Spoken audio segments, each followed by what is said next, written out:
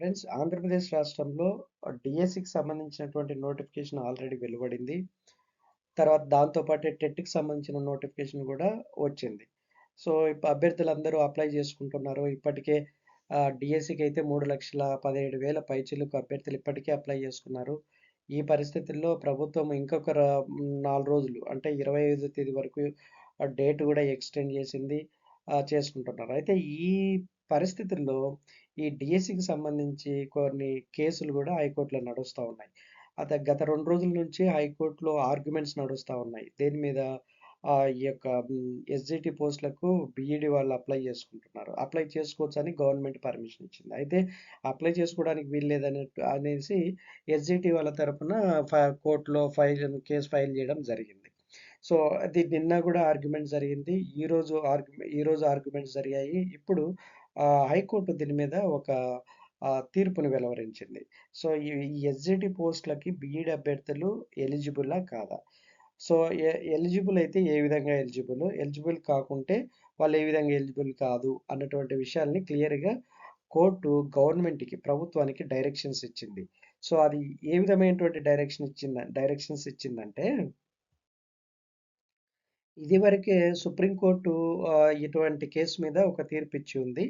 So, ఆ తీర్పుకు విరుద్ధంగా ఇప్పుడున్నటువంటి ప్రభుత్వము బీఈడీ అభ్యర్థులను ఎస్‌జిటి పోస్టులకు అనుమతించడాన్ని హైకోర్టు తప్పుపట్టింది.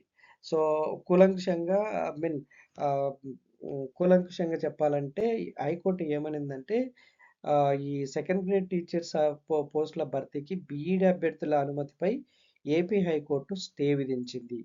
అభ్యర్థులను ఆ బీఈడీ అభ్యర్థులను ఎస్‌జిటి పోస్టులకి అనుమతించబోమని రాష్ట్ర ప్రభుత్వం తరపున అడ్వకేట్ జనరల్ శ్రీరామ్ ఉన్నత న్యాయస్థానానికి తెలిపారు. బీఈడీ అభ్యర్థులను ఎస్‌జిటి పోస్టులకు అనుమతించడంపై హైకోర్టులో పిటిషన్ దాఖలైన విషయం తెలిసిందే. తొలుత నిన్న మంగళవారం విచారణ చేపట్టిన కోర్టు బుధవారానికి వాయిదా వేసింది. సో, ఈ రోజుకు బుధవారానికి వాయిదా వేసి బుధవారం ఆర్గ్యుమెంట్స్ విన్న తర్వాత సో, హైకోర్టు ఇచ్చినటువంటి తీర్పు ఏందంటే బీఈడీ అభ్యర్థులను ఎస్‌జిటి పోస్టులకు అనుమతించే అవకాశం లేదు. సో, అనుమతించే ఆ రూల్ పైన బుధవారము స్టే విధిస్తూ ఆదేశాలు జారీ చేసింది. సో, దీంతో ఒక విధమైన క్లారిటీ వచ్చింది అభ్యర్థులకి. ఎందుకంటే ఎస్‌జిటికి అప్లై చేసుకునే అభ్యర్థులు బీఈడీ చేసిన వాళ్ళు అప్లై చేస్తే కాంపిటీషన్ ఎక్కువైపోతుంది. తర్వాత probability getting a job probability of getting a job అన్నది తగ్గిపోతదని వాళ్ళ ఎస్‌జిటి అభ్యర్థుల ఆందోళన. సో, వీటన్నిటిని పరిగణించినటువంటి హైకోర్టు అసలు ఆ రూల్ మీదనే స్టే విధిస్తూ ఆదేశాలు జారీ చేసింది. సో, ప్రభుత్వం తరపున అడ్వకేట్ జనరల్ గూడా మేము అనుమతించంలేండి బీఈడీ అభ్యర్థులని తను హైకోర్ట్‌కి చెప్పినట్లుగా కూడా మనకు వార్తల్లో తెలుస్తా ఉంది. సో, ఎస్‌జిటికి ప్రిపేర్ అయితున్న వాళ్ళకి ఒక విధంగా గుడ్ న్యూస్.